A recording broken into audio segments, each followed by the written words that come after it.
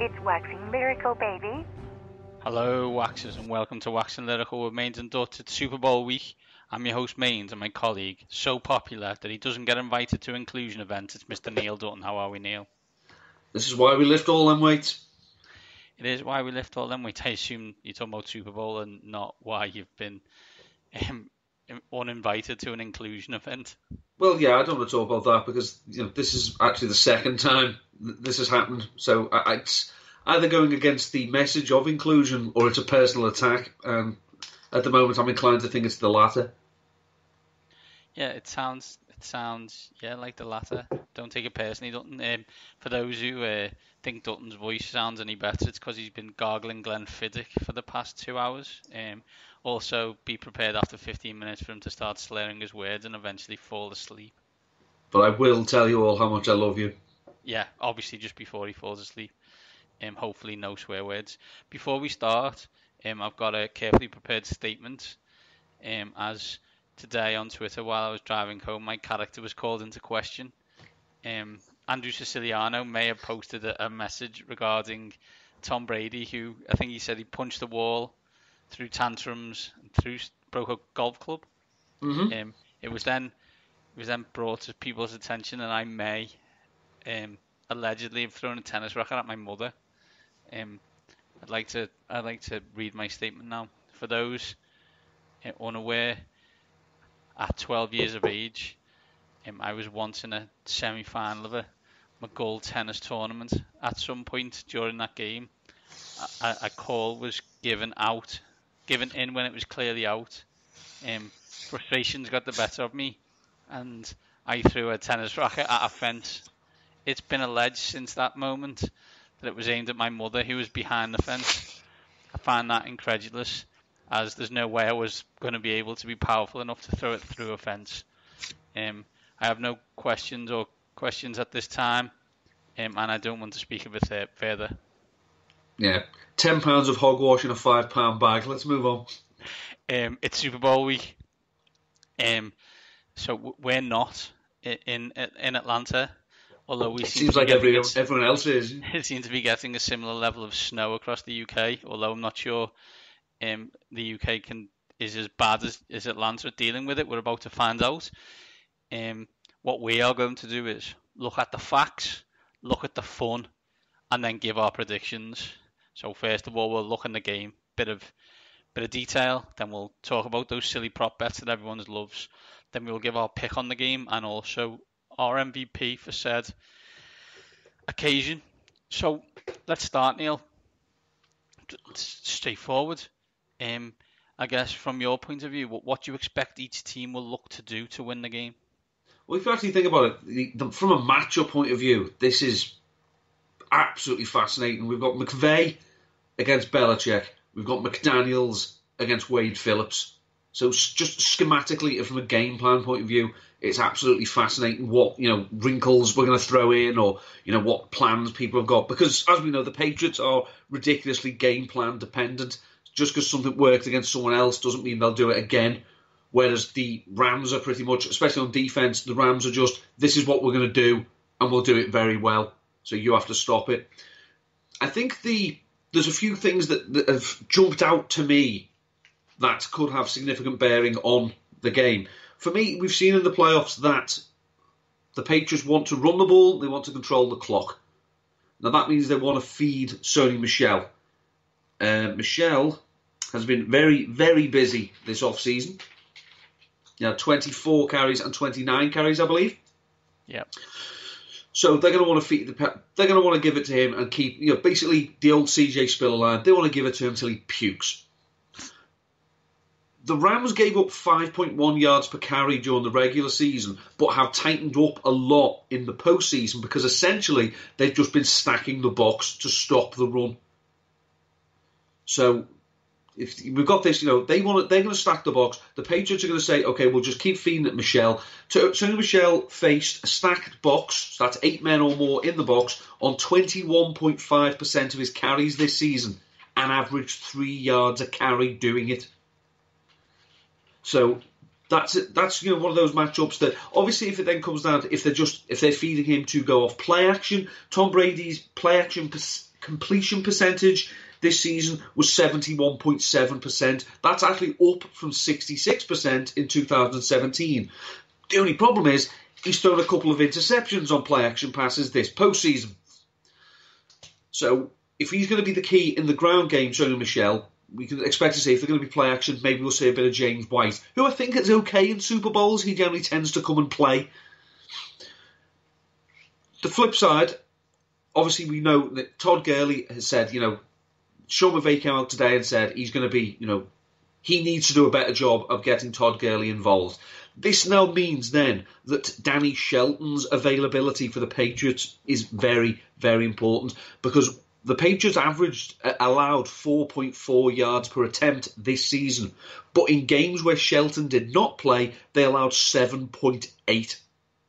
He was active against the Chargers. The Chargers had 10 rushing attempts for 19 yards. He sat against the Chiefs. The Chiefs had 12 for 41. So as we've said, we know that the offense for the Rams, when it goes well, it goes through Gurley. Now, we've seen in the past, in 2 previous Super Bowls, what Bill Belichick has done when he's played against a talented running back. Dermot Thomas, he let him run all over him. He went with 2 down linemen and said, run. That's fine. It's fine by us. And then the last time they played the Rams, they hit Marshall Faulk when he had the ball. They hit him when he didn't. So they're obviously going to try and bottle him up. For the Rams, I'll let you speak in a minute, of course. The Rams, as well as Todd Gurley, the key player, I think, is former Patriots wide receiver Brandon Cooks. If you look at the 5 wide receivers who had the most receiving yards in games against the Patriots this season, we've got Tyreek Hill, Kenny Stills, Corey Davis, Keelan Cole, and Marquez Valdez-Scantling. 3 of those 5 run 4.3 in the 40-yard dash. Speed does hurt the Patriots on defense. Brandon Cooks runs 4.3. So if they can, obviously, if they can give Goff time to hit the big shots, Brandon Cooks could do some damage. That's all I'm going to say for now. Thanks. I think what you always try and do is allow your team to use its strength as best as possible. What you don't want to do is play left-handed, right? I think this is a concern probably for the Rams more than the Patriots, I guess. The Rams, in this, guys, are new to this situation, new head coaching staff in terms of Super Bowl appearances from McVay, new quarterback in terms of Jared Goff. They need to try and be comfortable. It's not easy because you're playing against, Bill Belichick and Tom Brady who do this every year. And that may be flippant, but, it is almost 50% of the time, so it's every other year. It's something that you would assume that the Patriots try and run the ball on the Rams, especially to start with. They look at a team who, in the regular season, didn't do well against the run. Have they improved? Yeah, but that's because they put more men in the box. Can they do that against the Patriots? There's a chance. I guess, do they think, if we're going to lose and we lose to, Gronk and Chris Hogan and whatever, then fair enough. I think there's a concern of coming out the backfield for both teams.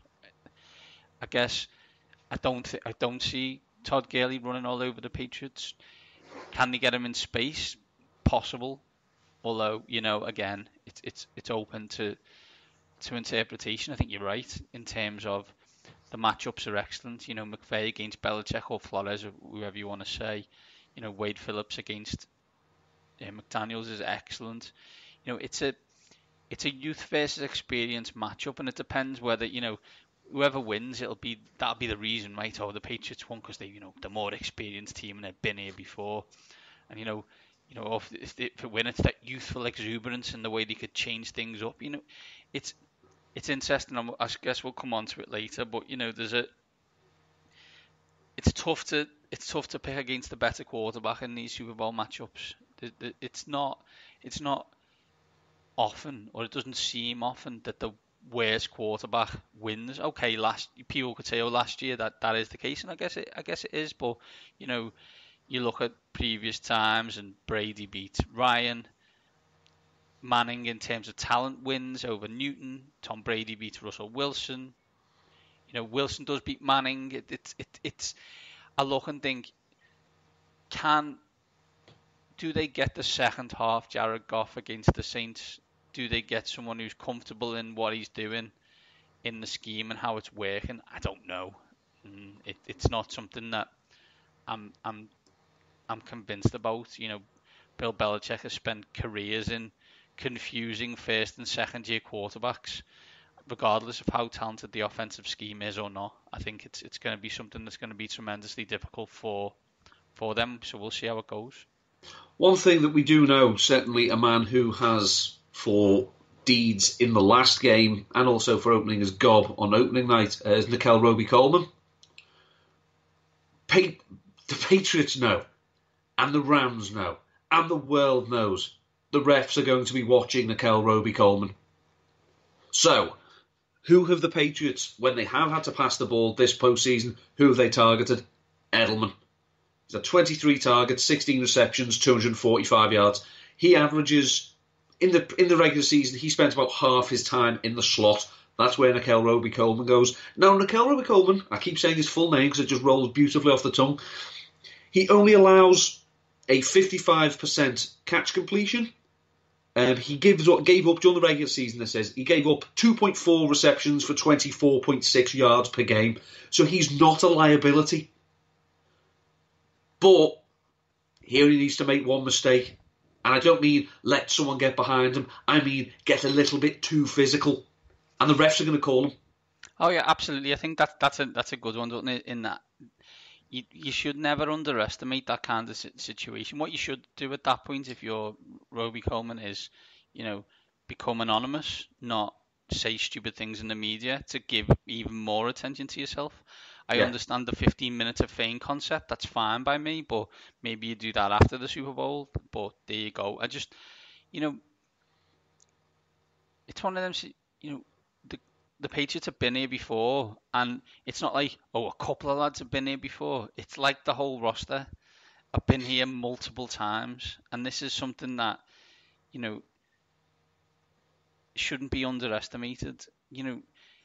I guess the only way you see the Patriots losing is, I guess, although last season was a Big 12 game, it was eventually won by a rush up the middle and getting to Brady. That sounds, obvious, and it is.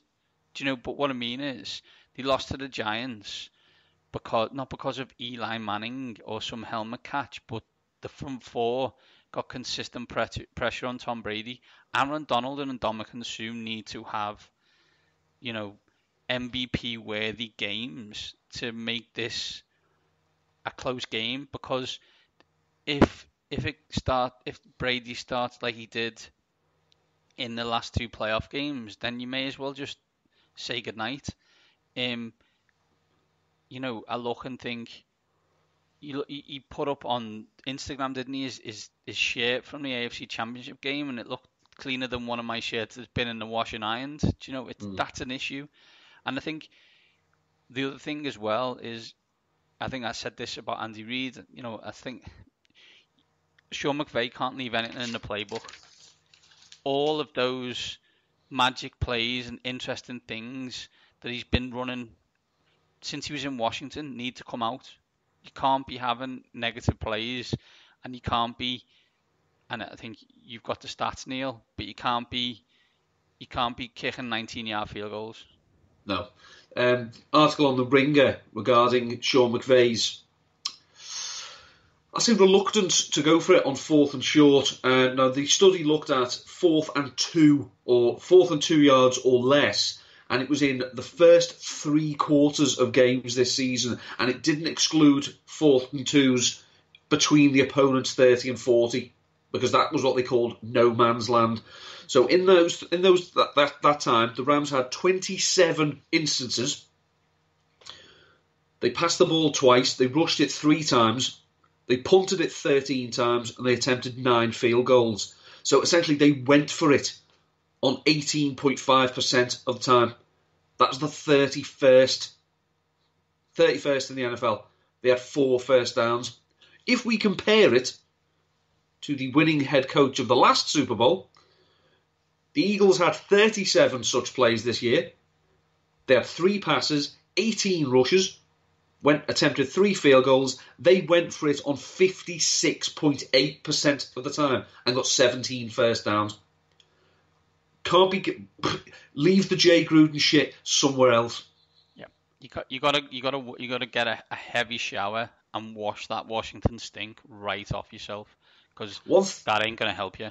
Another thing as well, when you say about Brady, he's spotless. He may as well have been wearing cricket whites. One thing the Rams defense have to do on third down: get off the damn field.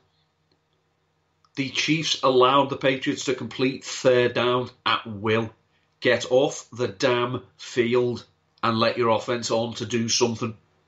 Because they'll just, we saw when they were behind 28-3 to the Falcons, they were still comfortable with 14-play drives. It was like, I remember tweeting, this is ridiculous. Do they think it's a 2-leg game? Yeah, what do I know? Yeah, exactly right. Exactly. So the best way to make sure Tom Brady does not hurt you is to ensure that the only balls he's thrown to his receivers are over on the sideline. Absolutely, Neil. Absolutely.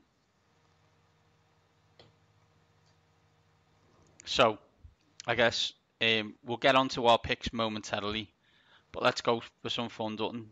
The best thing about the Super Bowl for a lot of people is those funky prop bets. People love them. That's fine. Not a problem with that whatsoever. So we're gonna see what we're gonna do first. So, obvious one first, Neil. National anthem. Over and under is 1 minute 47 seconds. I believe it's Gladys Knight doing the national anthem this year. What say you? Over under 1 minute 47. Hard over. Always a hard over. Easiest prop of the Super Bowl. Yeah, for me, and I think Neil's right, you've got to take that warble into effect. That warble is big time in these kind of situations, and I just think that you need to think about that when you're doing this. Is that what you're gonna do at that point? Is she gonna be warbling at that 1 minute 45 second point? I think she is. I'm with you, Neil. As with most things, always go for the over. It's always more fun, right? Yeah, she's got a license to kill. She's gonna go for it. Go for it, absolutely, Neil. Halftime in the Super Bowl will be brought to you by Maroon 5. As I said to my group, watched. I'll be watching Halftime of Heat, which is wrestling on YouTube from the NXT 6-man tag. It's going to be epic. But if you were watching Maroon 5 perform first, what are they going to sing? One More Night, Makes Me Wonder, Sugar, Animals, Girls Like You, Move Like Jagger, Don't Wanna Know, Payphone, Maps, She Will Be Loved, or This Love. First question, Neil, how many of them songs do you know? Moves Like Jagger, She Will Be Loved, This Love. Or I'll rephrase that. 2 of the 3 songs I do know will not be played at halftime of the Super Bowl. Yeah. They're just not. It's the wrong vibe. Yeah, can't be coming up and saying She Will Be Loved, for Christ's sake. I don't think you're right, Neil. I don't think that's quite the vibe that we're going for here. This is, and for me, it's One More Night at 3, plus 300. I don't understand. They're going to open with Moves Like Jagger. Let's be honest. See, I think they go Sugarier, which is, I think, their original song, if I remember correctly. Build that in, and then you move to She's Like Jagger. So Sugar is 550 and Moves Like Jagger plus 600. So. Don't look to me for confirmation of what these songs are. I don't know, yeah. I love bland, middle-of-the-road pop as much as the next man, but I've never heard of these songs. It doesn't get much more bland than middle of the road than this. Neil, how many times will CBS mention Sean McVay's age? The over-under is 1.5. Is that before the game? I think it goes from kickoff, I assume. So I assume, how many times will Nance and Romo bring up Sean McVay's age, do you believe? 1.5 is again, that needs to be attacked over. I think it's a massive over. Carrying on the CBS vibe, how many plays will Tony Romo correctly predict during the game? The over/under is 7.5. See, now this is where I think, if he calls the play once, that's fine. But if they run the same play again, that's still only one. We're not counting it twice. Because as I've said, the Patriots are just going to, pound it up the middle with Sony Michel. If he just keeps calling that, well, I've already told you we're doing that, Tony. So that don't make you any more informed than me. 7.5. I think Belichick's going to be offended that Romo's getting all this genius love, and Belichick's going to resent it. So I think he's going to say to McDaniels, we go completely unpredictable. I don't want him. Don't want him informing people as to what we're doing. Screw him. So I will take the under on that. I believe that Wade Phillips is praying that it's an over, as he's already got headphones in to listen to Tony Romo's calls, so he can change him on the fly. I know he won't, but if he came out on the sideline dressed like his dad, that'd be it. It would be pretty special, Neil. I'll give you that. It would be excellent, and you would have no losses from me. Gatorade colour, Neil, a classic. Yellow is 5-2, green 3-1, orange 7-2, clear / water 7-2, blues 4s, reds 5s, and purple a big 8-1. I always like orange in these stakes. I don't know why. I think it's just the fact that the bins are orange, so I just think they go well. But green is obviously it's a tempter at 3, but I think we'll go with orange at 7-2.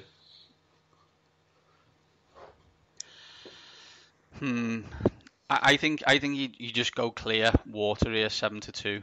I think it's the way to go. It's boring, but it's the way to do these things. Love those prop bets loads more, but I thought they were my favourites that took the fancy. So Neil, let's just get straight down to business here. This isn't a long one, but let's get on with our prediction. Pats v Rams, and the Rams are favoured by 2.5. I'm taking the Patriots 24-17, which I believe would be their largest margin of victory in the Super Bowl. As the only other one that was big, their previous biggest was the 6 points against Atlanta when they scored the touchdown in overtime. Overtime, yeah. Every other one of that had been 3 points. Which is pretty crazy, right? Yeah. This dominant team, as we say, that goes every single year, always keeps it close. Probably because they remember that, in their first 2 Super Bowls, they got absolutely dicked twice, and they don't like the idea of rubbing it into other teams. Yeah.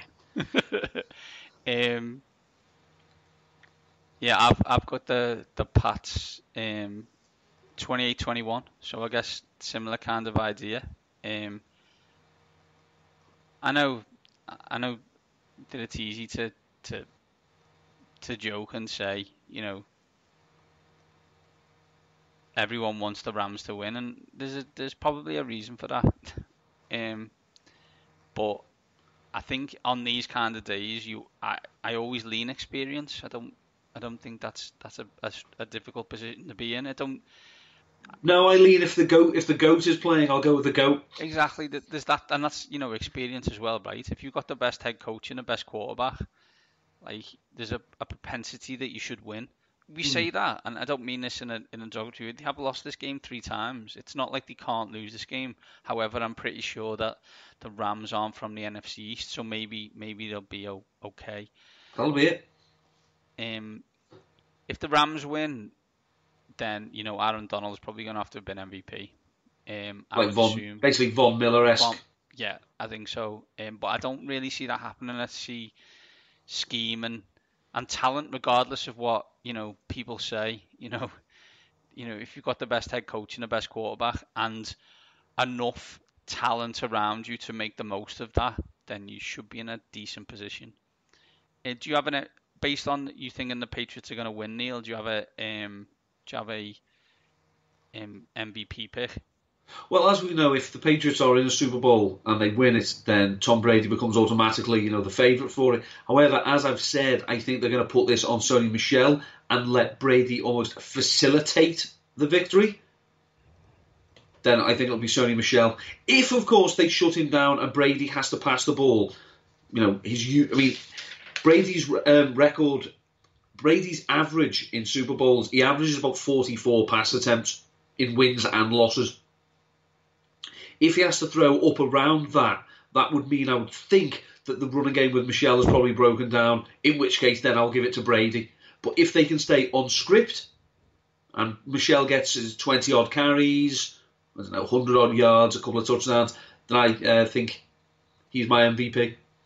Which you can get between 16 and 18 to 1, I'm seeing here. I like James White, 20 to 1 on Bet365.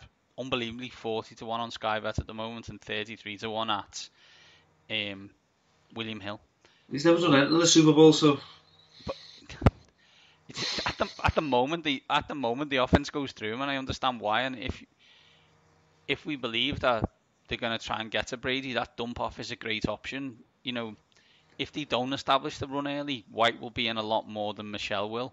I think they're both possibilities, and I guess it's the same on all Patriots ones. It's boom or bust picks. But at the end of the day, if he throws for 280 yards and 2 touchdowns and doesn't throw an interception, there's absolutely no way on earth they're not giving it to Tom Brady, regardless of what anybody else has done.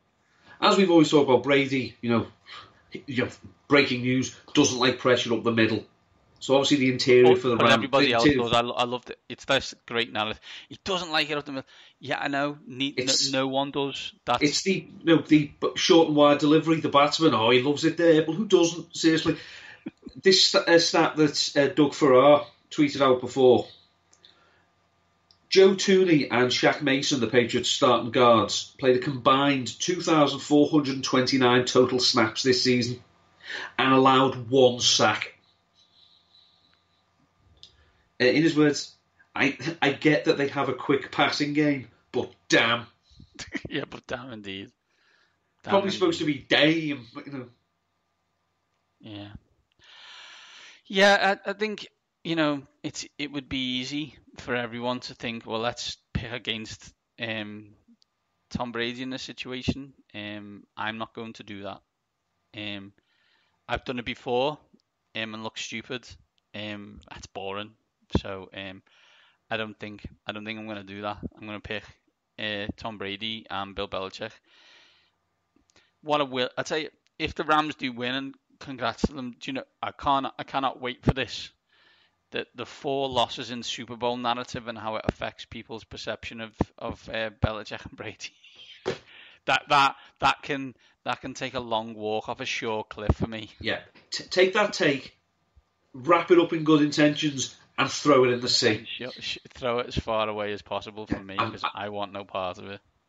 So it doesn't look like I'm telling you what to do. You may pick which sea to throw it in, but throw it in the sea. Yeah, it's not for me. It's not for me, not for me. Thanks, though. Neil, we hope everyone enjoys the Super Bowl, but while they're waiting for the Super Bowl, where can they catch you?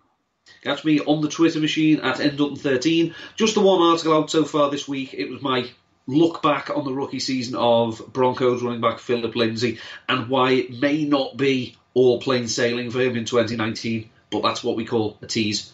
May have another one out by the end of the week, but at the moment it's just Phil Lindsay. Cool. Well, we hope everybody enjoys the Super Bowl. Enjoy yourselves. One more game, people. One more game.